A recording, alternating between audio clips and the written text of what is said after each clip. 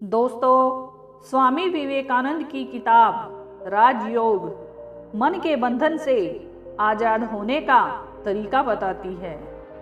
एक बार मन आज़ाद हो गया तो मनुष्य के जीवन से दुख संताप जैसी चीज़ें गायब हो जाती हैं। तो आइए स्वामी विवेकानंद की किताब राजयोग में बताए अनुसार मन को आज़ाद करने का तरीका जानते हैं। मन को काबू में करने से पहले उसको जानना होगा। चंचल मन को दुनियादारी से खींचकर उसे एक प्रकार से स्थिर करके रखना होगा। बार बार ऐसा करना होगा। इच्छा शक्ति द्वारा मन को संयत करना, उसे साध कर भगवान की महिमा पर विचार करो। मन को काबू में करने का सबसे सीधा उपाय है चुप्पी साध कर बैठना। कुछ समय के लिए मन को छोड़ देना।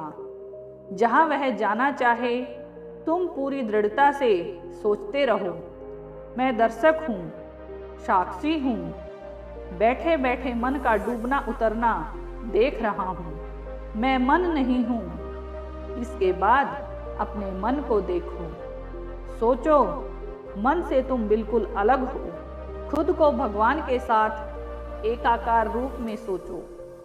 किसी निर्जीव वस्तु या मन के साथ खुद को एकाकार न कर डालो। कल्पना करो, मन मानो तुम्हारे सामने फैली एक शांत झील है। जो विचार मन में उठकर धुंधला रहे हैं, वो जैसे झील में बुलबुले उड़ रहे हैं और उस सतह पर आकर विलीन हो रहे हैं। विचारों को नियंत्रित करने की कोई कोशिश मत करो। कल्पना की आंखों से उन्हें बस दर्शक की तरह देखते जाओ।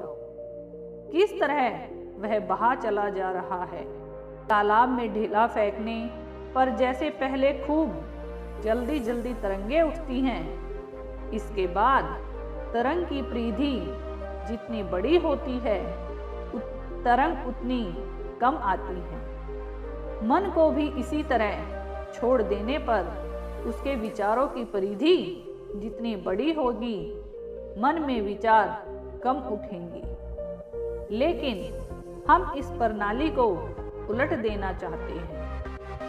पहले हम विचार के बड़े वर्ग से शुरू करके उसे छोटा छोटा करते हुए मन को जब एक बिंदु पर लाएंगे, तब उसे वहीं पर स्थिर करके रखना होगा। इस भाव को जगाना, मैं मन नहीं हूँ, मैं देख रहा हूँ, मैं सोच रहा हूँ, मैं अपने मन की गतिविधियों को निहार रहा हूँ। इस तरह अभ्यास करते करते खुद के साथ मन का जो एकाकार भाव है वह दिनों दिन कम होगा। आखिर में खुद को मन से पूरी तरह अलग कर पाओगे और ठीक ठीक समझ पाओगे कि मन तुमसे अलग है। यह जब हो जाएगा तब मन तुम्हारा दास होगा, जिसे तुम अपनी मर्जी से नियंत्रित कर पाओगे। योगी होने का पहला पड़ाव है अपनी इंद्रियों से परे जाना, और जब मन पर विजय हासिल हो जाए तो समझो कि साधक सर्वोच्च स्तर पर पहुंच गया है। जहाँ तक संभव हो अकेले रहना। आसन ज़्यादा ऊंचा न होना ही ठीक। पहले कुश आसन, फिर मृगचरम, फिर रेशम या पट वस्त्र बिछाना। टेक लेने के लिए कुछ न होना ही अच्छा। कुल मिलाकर आसन दृढ़ होना चाहिए। इस तरह के विचारों का त्याग कर मन को खाली कर डालो। जैसे ही कोई विचार मन में उठे, तुरंत ही उसे दूर कर देना। ऐसा करने के लिए हमें निर्जीव वस्तुओं और अपने शरीर से परे उठना होगा। दरअसल मनुष्य का पूरा जीवन ही इस अवस्था तक पहुंचने की एक अनवरत कोशिश है। हमारे श्रेष्ठ आदर्श हैं भगवान, उनका ही ध्यान करो। हम ज्ञाता को जान नहीं पाते क्योंकि वह हमारे ही स्वरूप हैं। हम अशुभ की सृष्टि खुद करते हैं क्योंकि हम अशुभ देखते हैं। हमारे भीतर जो है बाहर हम वही देखते हैं। यह दुनिया हमारे लिए आईने की तरह है।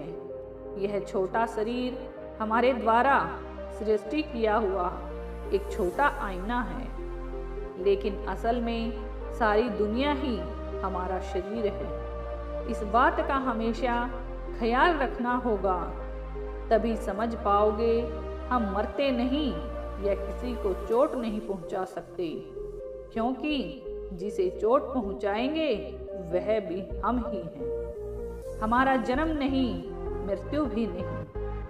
हमारा कर्तव्य है केवल सभी को प्यार करते चले जाना। यह विश्व जगत मेरा शरीर है। सब स्वास्थ्य है, सब आनंद मेरा ही है, क्योंकि सब कुछ तो विश्व के भीतर ही है। बोलो, मैं ही विश्व जगत हूँ। आखिर में यही समझ पाता हूँ, जो कुछ कर्म व्यापार है सब हमसे ही आईने में प्रतिबिंबित हो रहा है। अगर लग रहा है कि हम छोटी तरंग जैसे हैं, तो हम सब के पीछे एक अखंड समुंदर है और हम सब उसी में मिले हुए हैं। समुंदर से अलग तरंग अकेले नहीं रह सकती। ठीक से इस्तेमाल किए जाने पर कल्पना हमारे परम मित्र की तरह काम करती है। कल्पना तर्क की सीमाओं से परे जाती है और सिर्फ कल्पना का प्रकाश ही हमें सब जगह ले जा सकता है।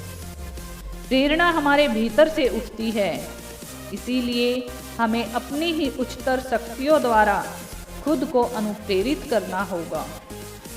अगर स्वामी विवेकानंद की बातें आपको अच्छी लगी हैं तो वीडियो को लाइक और शेयर जरूर करें, और ऐसी ही प्रेरणादायक और शिक्षाप्रद बातें सुनने के लिए चैनल को भी सब्सक्राइब कर लीजिए।